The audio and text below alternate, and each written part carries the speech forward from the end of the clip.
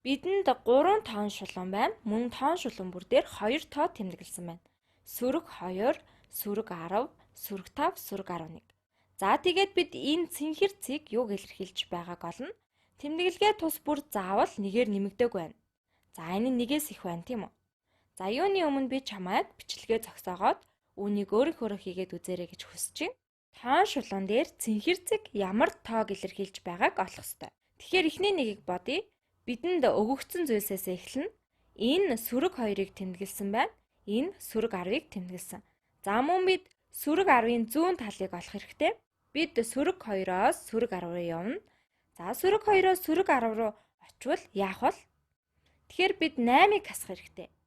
За тэгээд хэрвээ бид зүүн тишээ шилжих юм бол энэ нь 8-ыг хасахтай эквивалент. Хэрвээ бид зүүн тишээ дахиад шилжих юм бол энэ дахиад 8-ыг хасна. За тиймээс энэ сүрэг болох ёстой. Мөн тийгээд хэрвээ бид дахиад зүүн тишээ шилжвэл дахиад 8-ыг хасах ёстой. Сүрэг 18 хасах нь 8. Энэ бидэнд сүрэг тоог нь энэ нь сүрэг 26 болно. За одоо үүнийг бодох өөр нэг арга нь хэрвээ бид зүүн тал руу өсрөвөл энэ нь сүрэг 8. Тэгээд зүүн тал руу 1 өсрөх юм бол энэ нь сүрэг 4. За энэ нь сүрэг 4 гэхээр за энэ чинь сүрэг 6 болно. За ахаа сүрэг 4 гэхээр сүрэг 10 дээр ирнэ. Энэ нь сүрэг 14, за сүрэг 18, сүрэг 22, сүрэг 26. За одоо энэ бодлогыг бодъё. Тэгэхээр энд баруун талд байгаа цэнхэр цэгийг олох хэрэгтэй. Хэрвээ бид 11-ээс эхэлсэн бол за сүрэг 5 руу 2 удаа өсрөн тийм ээ. Дараа нь сүрэг 11 дээр нэмэгдээд сүрэг 5 дээр ирнэ. За би 6-г нэмэх хэрэгтэй. За тэгэхээр чин 6 дээгүүр 2 удаа өсрөх юм бол эдгээр 2 өсрэлт нь энчээ 3 байх ёстой. За би энэ 3-ыг нэмэх ёстой. Тэгэхээр одоо тэмдэглэгээ тус бүрт бүгдээрээ 3-ыг нэмнэ. Сүрэг 5 нэмэх нь 3, нэмэх нь 3. За дахиад сүрэг тоолно. За 3-ыг нэмэх юм бол бидэнд сүрэг 2-тай болно гэсэн үг. За ахаад нэмэх нь 3 гэхээр 1 болно. 1 дээр ахаад 3-ыг нэмэх юм бол 4 болно.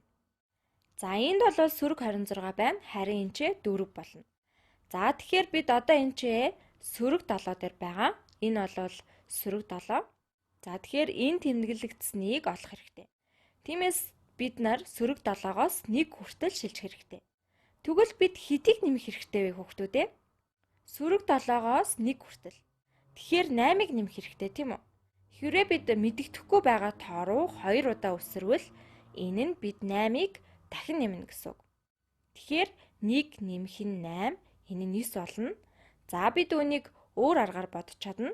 Хэрвээ бид 2 удаа өсрөх нь 8-ыг нэмэхдээ ижилхэн гэж үзэх юм бол үсрэлт бүрд бид 4-ийг нэмнэ. За энэ хасах 3 болох ёстой. 4-ийг нэмбэл 1 болно. 4-ийг нэмбэл 5 болно. За ахаа 4-ийг нэмбэл та 9 дээр ирэх нь байна.